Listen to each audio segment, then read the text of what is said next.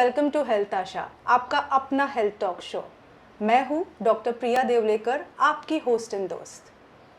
आज हम एक ऐसे विषय के बारे में बात करने वाले हैं जो एक लड़की या महिला के लाइफ में एक इम्पॉर्टेंट फेज़ है, एक इम्पॉर्टेंट भूमिका प्ले करता है।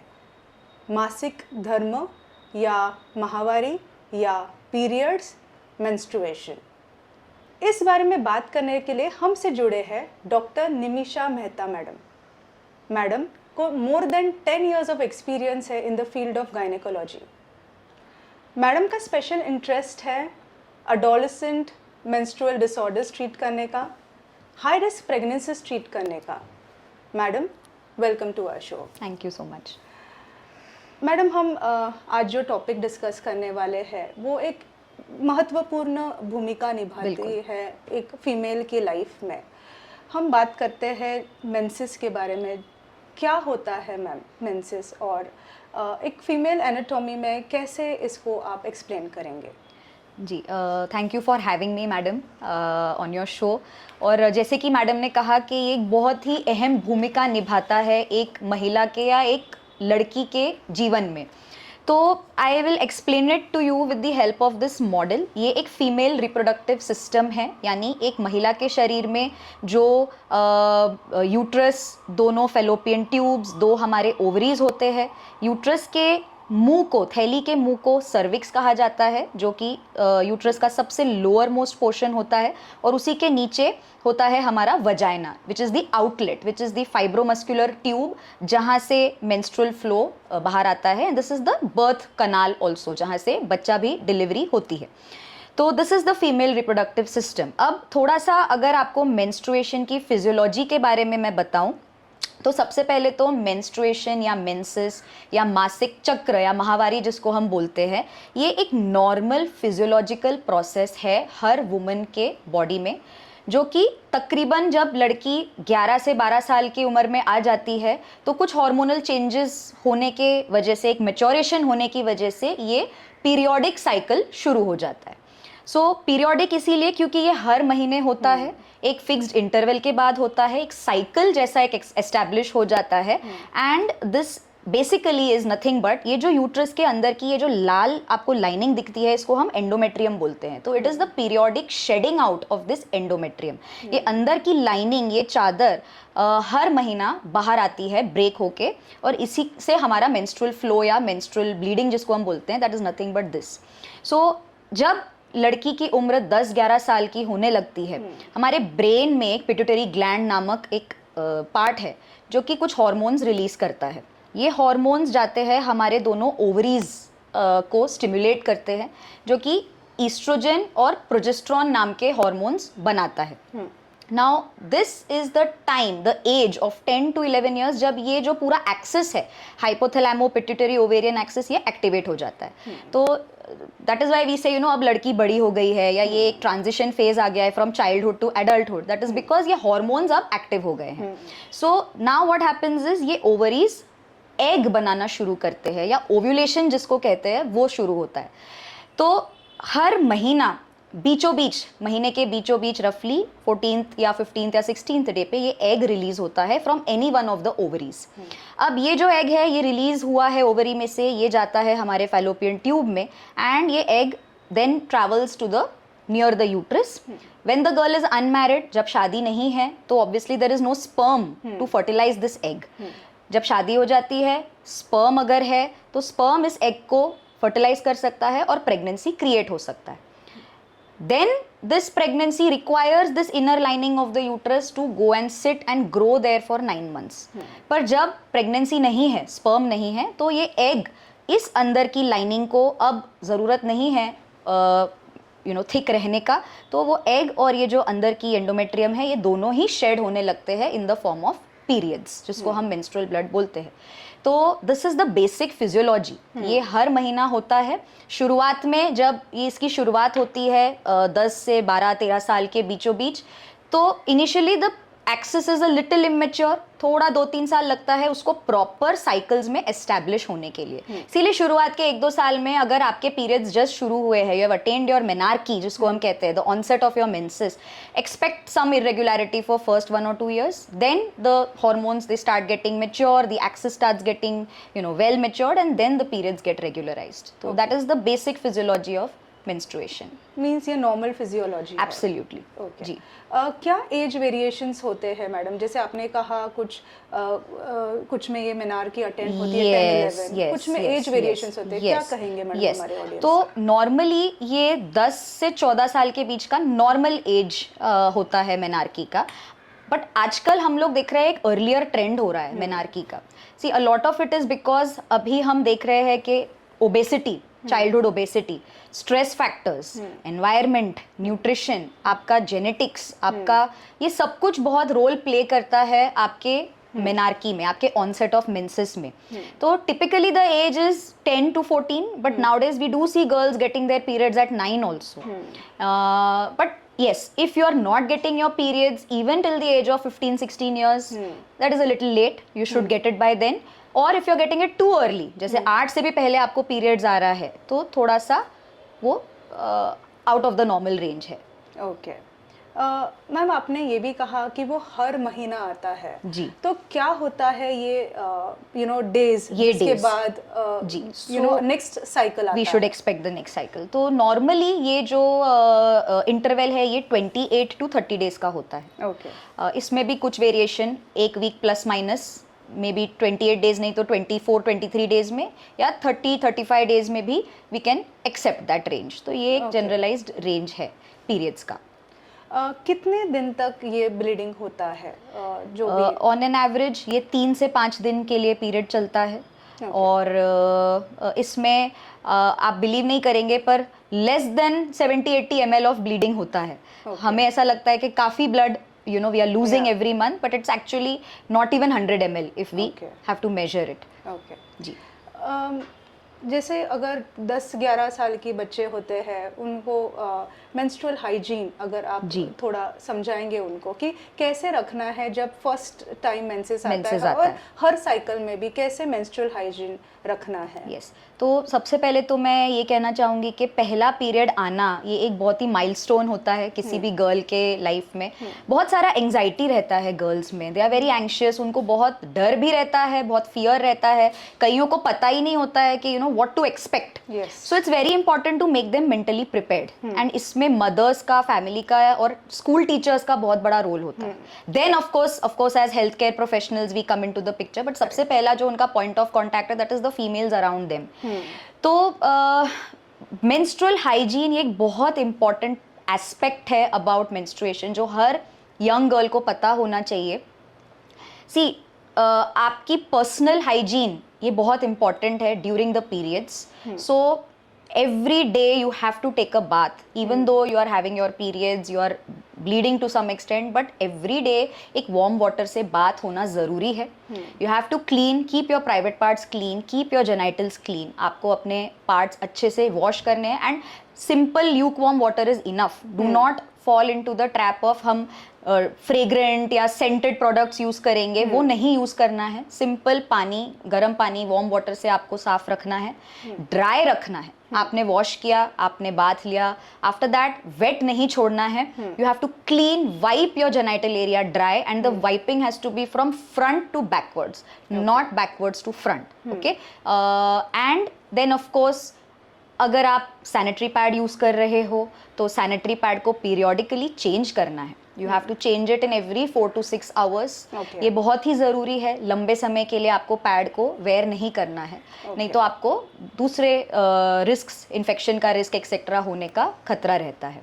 हाइड्रेट योर सेल्फ वेल, आपको खाना, आयरन रिच फूड खाना ज़रूरी है उस टाइम पे, because you are losing some blood. तो उस टाइम पे अच्छा पोषण वाला खाना खाना, हाइड्रेशन मेंटेन करना, ये बहुत ज़रूरी है। So these are just few tips for menstrual hygiene. Yes ma'am, आपने जैसे कहा कि पोषित खाना खाना, जी। क्या आप थोड़ा बता पाएंगे कि क्या ऐसा है वो फूड Yes. आइटम्स जो बच्चे या फिर स्पेशली यंग गर्ल्स ले सकते हैं या फिर हम फीमेल्स भी ले सकते हैं? यस तो इसमें बेसिकली आपके सारे फूड ग्रुप्स आने चाहिए। एक अच्छा हेल्दी न्यूट्रिशियस डाइट आपको लेना है और आयरन के तरफ थोड़ा ध्यान ज़्यादा डालना है, बिकॉज आयरन ये हमारा हीमोग्लोबिन को बनाता है, हमारे ब्लड को बिल्ड करता है। तो आयरन रिच जो डाइट है वो हमें लेने की कोशिश करनी है। इसमें आती है सारी ग्रीन लीफी वेजिटेबल्स आ जाती हैं, आपके नट्स आ जाते हैं, रेड जो भी है आपका पोमोग्रेनेट हो गया, कैरेट हो गया, बीटरूट हो गया, हम बोलते हैं एबीसी जूस बना के आप पियो। So these are very good for building up your haemoglobin, boosting your haemoglobin production. And jaggery हो गया, ग्राउंड नट्स हो गया, ये सारी चीज़ें अगर आप नॉनवेज खाते हैं तो इवन बेटर। नॉनवेज में काफ़ी they are very rich in iron. तो ये सब चीज़ें जितना हो सके उतना कंज्यूम करना चाहिए। ओके मैम, आपने अपने यंग पेशेंट्स में या फिर इवन फीमेल्स में क्या ऐसे कॉमन मिथ्स जुड़े सुने हैं रिलेटेड टू मेंस्ट्रुएशन? बहुत सारे मिथ्स हैं और ये बहुत समय से चलते हुए आ रहे हैं। वी आर इन 2025, तो अब वक्त आ गया है कि ये मिथ्स हम टोटली बस्ट करें और जो एक्चुअल फैक्ट्स है उनको हम एम्ब्रेस करें। सबसे बड़ा जो मिथ है, when we spoke about hygiene, तो मैंने कहा आपको रोज़ स्नान करना है।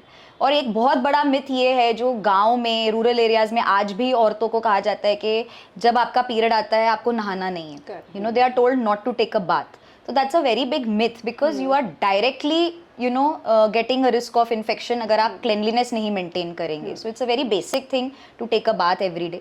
Second myth है कि ये menstrual blood impure है, the girl is दूषित है और उसको isolation में रखा जाता है. बहुत साल पहले हम सुनते थे कि गाय के तबेले में रखा जाता था लेडीज को during their menses for whatever. पर ये एक बहुत बड़ा मिथ है। See, it is a normal physiological process और पीरियड्स आना ये एक साइन है कि ये लड़की हेल्दी है और ग्रो हो रही है। She is normally growing as a healthy woman, she has entered her womanhood. तो कहीं से भी ये इम्प्योर नहीं है। हमारे बॉडी में बहुत सारे सिक्रीशंस होते हैं, सलाइवा है, यूरिन है। Only just because it is a blood and it is coming out from the vagina doesn't make it impure. It's a very, very healthy physiological process. And thirdly, girls are not allowed to participate in festivals. मंदिर नहीं जाने देते, kitchen नहीं जाने देते, तो ये सब चीज़ें भी मिथ है। So ये नहीं होना चाहिए। Yes. Completely endorse with you. Yes. Madam, एक जैसे एक मदर होती है, वो इस एज ग्रुप के बच्चों से कैसे कॉन्वर्सेशन बनाए रखे, क्योंकि फैमिली हो या स्कूल हो, जैसे आपने कहा, बहुत अहम भूमिका निभाते हैं when they are conversing with the young girls who are getting their first periods. कैसे मैम ये कॉन्वर्सेशन ब्रेक करे और क्या रोल प्ले करते हैं मदर्स और टीचर्स इस ड्यूरिंग दिस पीरियड? बहुत इंपॉर्टेंट रोल प्ले करते हैं मैम, क्योंकि लाइक आई सेड पहला पीरियड है, बहुत सारे सवाल उठते हैं मन में कि how do we go about it, क्या होगा, फियर रहता है, पेन होगा, and girls are very anxious. सबसे पहले तो have a very open conversation. आप एक कम्युनिकेशन डायरेक्ट रखिए। अगर आपके घर में आपकी एडोलेसेंट डॉटर है, टीनेजर है और आपको पता है कि अभी मेंसेस उसके आने वाले हैं, स्टार्ट टॉकिंग अबाउट इट और डायरेक्ट टर्मिनोलॉजी यूज करना बहुत ज़रूरी है। That time of the month, उन दिनों में, ये सब टर्मिनोलॉजीज ना यूज करके स्ट्रेट फॉरवर्ड पीरियड्स या मेंसेस इसको कहते हैं, ये नॉलेज, ये इंफॉर्मेशन जाना बहुत ज़रूरी है। They need a lot of mental preparedness. क्या एक्सपेक्ट करना चाहिए, थोड़ा बहुत दर्द नॉर्मल है, थोड़ा बहुत वीकनेस लगना, आपको थोड़ा डिस्कम्फर्ट्स जैसे कि ब्रेस्ट में थोड़ी टेंडरनेस होना, थोड़े से इरिटेबिलिटी, मूड स्विंग्स होना उस टाइम पे, ये नॉर्मल है। ये सब काउंसलिंग उनको ज़रूरत है। Teaching them about the importance of menstrual hygiene, जो वेरियस प्रोडक्ट्स है उनको डिस्पोज कैसे करना है, ये सारी चीज़ें। और सबसे ज़्यादा है just to have a good open communication, so उनकी एंग्जाइटी और फियर उसी से कम हो जाती है। They should not be hesitant in asking questions, keep that open communication. Ma'am, आपने कहा जैसे पीरियड्स आते हैं हर साइकिल में जी, क्या कहेंगे इरेगुलर पीरियड्स के बारे में आप, बोथ फॉर गर्ल्स जो जिन्होंने अभी जस्ट मेनार्की अटेंड की है और फिर जो वुमेन है उनके लिए इरेगुलर पीरियड्स के बारे में? यस, सो जैसे मैंने कहा, मेनार्की यानी पहला मेंस्ट्रुअल पीरियड जो है उसके बाद 1 से 2 साल लगते हैं रेगुलर साइकिल्स एस्टैब्लिश होने में। तो पहले 2 साल तक अगर पीरियड्स इरेगुलर है, and it can be as irregular as आपको 2 महीने में 1 बार पीरियड आ रहा है या कभी कभी 1 महीने में 2 बार पीरियड आ रहा है, ये भी आप एक्सेप्ट कर सकते हो अगर आपका जस्ट अभी मेनार्की आया है पहले 2 सालों में। उसके बाद जैसे the age is 15, 16, 17 years old, by that time this ये जो हॉर्मोन्स है ये स्टेबलाइज हो जाते हैं, साइकिल एस्टैब्लिश हो जाता है। देन यू कैन एक्सपेक्ट के हर महीना 28 दिन से लेके 30-32 डेज के बीच में पीरियड आना चाहिए।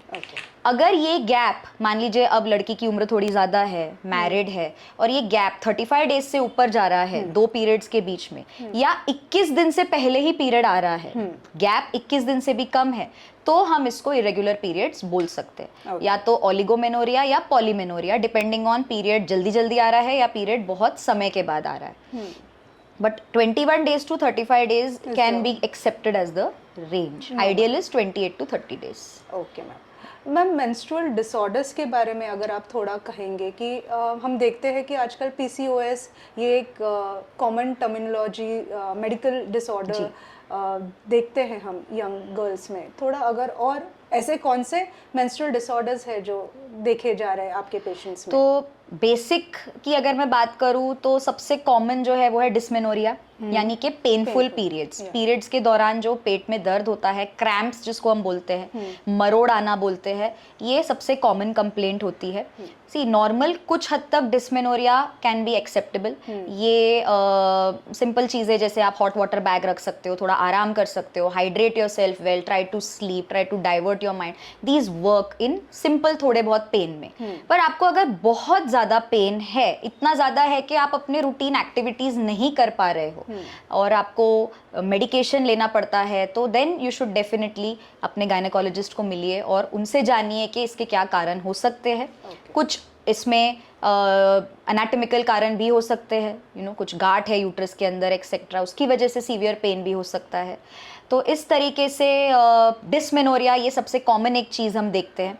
देन एमेनोरिया या इरेगुलर पीरियड्स जैसे हमने बात किया, तो एमेनोरिया मतलब अगर you are not getting your periods, इसमें अगर आपकी उम्र 15-16 साल हो गई है, आपका बाकी सब प्यूबर्टल साइंस आ गए हैं, ब्रेस्ट डेवलप हो गया है, सेकेंडरी सेक्सुअल कैरेक्टर्स आ गए हैं, जैसे when the girl she hits puberty, तो axillary hair, pubic hair, breast development, ये सब पहले होता है, एंड पीरियड आना ये सबसे लास्ट में होता है। Menarche is the last thing when it comes to puberty in girls. So अगर ये सारे डेवलप हो गए sexual characters, secondary sexual characters, and सिर्फ आपका पीरियड नहीं आया है, आपकी उम्र 15-16 ईयर्स हुई है, this is primary amenorrhea. You need to meet your gynecologist and then वो असेस करेंगे कि इसका क्या रीजंस है। काफ़ी हद तक ये जेनेटिक भी होता है, अगर मदर की हिस्ट्री वही वैसे रही है तो बेटी को भी वो इम्पैक्ट करता है। And then of course PCOD जैसे आपने कहा, तो ये एक बहुत ही बड़ा आज एक लाइफस्टाइल डिसऑर्डर बन चुका है पीसीओडी, बिकॉज हम देख रहे हैं कि बहुत ज़्यादा lack of physical activity, sedentary lifestyle, आजकल गर्ल्स बहुत एक्टिवली स्पोर्ट्स में या इस तरीके की एक्टिविटीज़ में इन्वॉल्व कम होते हैं, ज़्यादा करके लैपटॉप, कंप्यूटर, गैजेट्स, मोबाइल्स, इसी पे ज़्यादा करके एजुकेशन और स्कूलिंग भी बैठे बैठे होती है, एक क्लास से दूसरे क्लास से तीसरे क्लास, तो फिजिकल एक्टिविटी की लैक है और ओवर ईटिंग है, जंक फूड ईटिंग बहुत है। उस वजह से ये पूरा एक लाइफस्टाइल डिसऑर्डर जो एक हार्मोनल इम्बैलेंस क्रिएट करता है, that is polycystic ovarian syndrome, जहाँ अगेन इरेगुलर पीरियड्स होना, आपको कुछ हाइपर एंड्रोजेनिक फीचर्स होना, जैसे एक्ने, पिंपल्स आना, फेस पे, अपर लिप पे, चिन पे बाल ज़्यादा आना, ये होता है। अगर आप मैरिड है, आप प्रेगनेंसी के लिए ट्राई कर रहे हैं, तो कभी कभी प्रेगनेंसी आने में दिक्कत होना, पिगमेंटेशन ऑन द स्किन, ये सारी चीज़ें इसके साइंस हो सकते हैं पॉलिसिस्टिक ओवेरियन सिंड्रोम के। एंड अगेन इसको मैनेज करना भी main thing is you have to change your lifestyle. जो भी अनहेल्दी है, आपने बहुत वेट गेन किया है तो उसको लूज करिए, come to a healthy lifestyle, तो आपके मेंस्ट्रुअल साइकिल्स भी रेगुलराइज होने लगते हैं, काफ़ी चीज़ें करेक्ट होने लगती हैं। ओके मैम, जैसे अगर किसी को मेंसेस है तो क्या वो अपने रेगुलर वर्क कर सकते हैं, स्कूल जा सकते हैं, स्पोर्ट्स खेल सकते हैं? हमारे काफ़ी दर्शक हैं जो स्पोर्ट्स भी खेलते हैं, तो क्या ये कर सकते हैं? एब्सोल्युटली मैम, बिल्कुल कर सकते हैं। ये एक आपके बॉडी का, जैसे मैंने कहा, नेचुरल प्रोसेस है। कोई ज़रूरत नहीं है आपको अपना काम छोड़ के या पढ़ाई छोड़ के इसमें घर में बैठने की।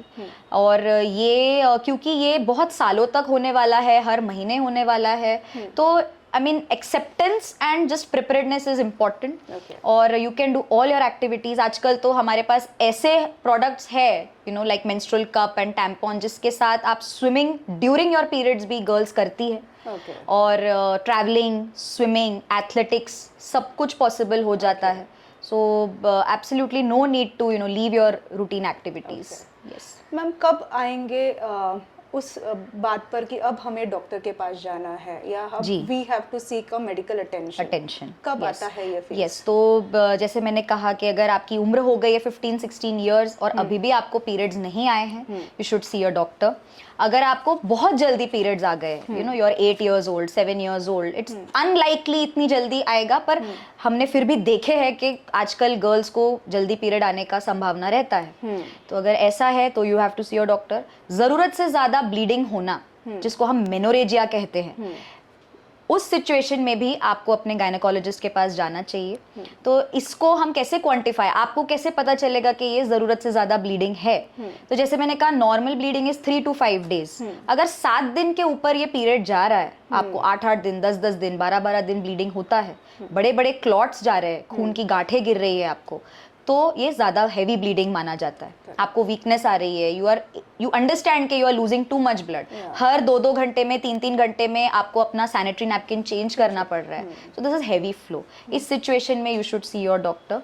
एंड बहुत ज़्यादा पीरियड इरेगुलरिटी है तो you should C your doctor. Okay ma'am, आपने कुछ you told about sanitary pads and Yes. for our young girls, can you just Yes. demonstrate or show them कि what are the options available? क्या क्या options होते हैं menses को, menses के time पे Yes. क्या वो यूज़ कर सकते जी, हैं? तो मेरे पास यहाँ पे कुछ कॉमन मेंस्ट्रुअल हाइजीन प्रोडक्ट्स है, तो मैं एक एक करके आई will just show which is the first thing is, जो सबसे कॉमन है, वाइडली एक्सेप्टेड है, वाइडली यूज होता है, that is the normal sanitary napkin या पैड जिसको हम कहते हैं। सो this is the disposable pad. इसमें क्लॉथ पैड भी आता है, जो पहले के ज़माने में या अभी भी कई लोग क्लॉथ पैड यूज़ करते हैं। डिफरेंस इज कि ऑफकोर्स ये डिस्पोजेबल है, after every use it has to be disposed, and cloth pad is reusable. So अब मेंस्ट्रुअल पैड क्यों सबसे ज़्यादा कॉमनली यूज्ड है? क्योंकि ये बहुत इजी है यूज़ करना। ये अवेलेबल भी बहुत इजीली है सब जगह पे, और इसको यूज़ करने के लिए आपको सिर्फ ये पीछे का जो स्टिकर है वो निकालना है एंड इसको अंडरवेयर पे स्टिक कर देना है। तो ये यूज़ करना बहुत इजी है, ये अवेलेबल बहुत इजीली है, और काफ़ी हद तक इकोनॉमिकल भी है। क्योंकि ये पैड्स आपको 6 रुपये एक पैड से लेके 15 से 20 रुपये एक pad, depending on the brand, कैसी मैन्युफैक्चरिंग है उस पर डिपेंड करता है, बट काफ़ी इकोनॉमिकल है, इन्वेजिव नहीं है, एक्सटर्नल यूज़ है, तो ये कंफर्टेबल और इजी हो जाता है for young girls to use. So this is that. And इसका जो प्रिकॉशंस आपको लेना चाहिए, वो जैसे मैंने कहा, पैड को चेंज टाइमली करना बहुत ज़रूरी है। तो आपको एवरी 4 to 6 आवरली पैड को चेंज करना है।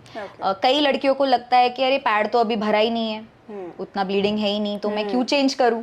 But that is a myth. आप जितना देर उसको रखेंगे, स्किन पे इरिटेशन होना, स्किन पे एलर्जीज होना, रैशेज होना, या उसको प्रोग्रेस होकर वजाइनल इन्फेक्शंस होना, इसकी चांसेस बढ़ जाती है। तो pad has to be changed. And disposable pad को डिस्पोज ऑफ करने का भी टेक्निक बहुत ही आपको अच्छे से करना चाहिए, क्योंकि like you see, this is not biodegradable. ये प्लास्टिक और सिंथेटिक मटेरियल से काफ़ी बार बनता है, तो ये बहुत बड़ा एनवायरनमेंट हैजार्ड है। क्योंकि अगर आप इसको बराबर से डिस्पोज नहीं करेंगे, इसको थाउजेंड्स ऑफ ईयर्स लगते हैं डिकम्पोज होने के लिए, तो ये हमारे एनवायरनमेंट पे भी बहुत बड़ा एक इम्पैक्ट है। तो इसको रैप करना है after use. You have to wrap it very nicely, dispose it in the dustbin, do not flush it in the toilet. आज भी पब्लिक टॉयलेट्स में, एयरपोर्ट्स पे, स्टेशंस पे हम देखते हैं कि sanitary pad are being flushed, so that is a very wrong practice. Please dispose it only and only in a dustbin which has a lid covering it, so that there is no flies and all of Other that things, happening, and it will not spread the infection in any which ways. So this is this. Now आजकल हम देख रहे हैं कि काफ़ी लोग shift हो रहे हैं सैनिटरी पैड से towards other you know hygiene Yeah. Products. तो उसमें से पहला है ये टैम्पॉन कहते हैं इसको, this is a tampon. Tampon भी कॉटन वूल से बनता है, it is a small tube like structure, एक स्ट्रिंग रहता है इसमें, और ये वजाइना के अंदर इंसर्ट होता है। Okay. तो मेरे पास यहाँ पे मॉडल है, I will just show you.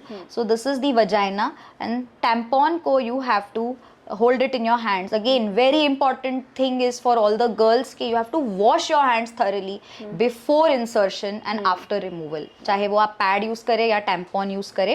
So this has to be inserted inside the vagina in the direction of the tailbone. So आपका vagina के अंदर ये insert हो जाता है and then जब आपको remove करना है तो ये string बाहर रहती है, you have to pull it out. Okay?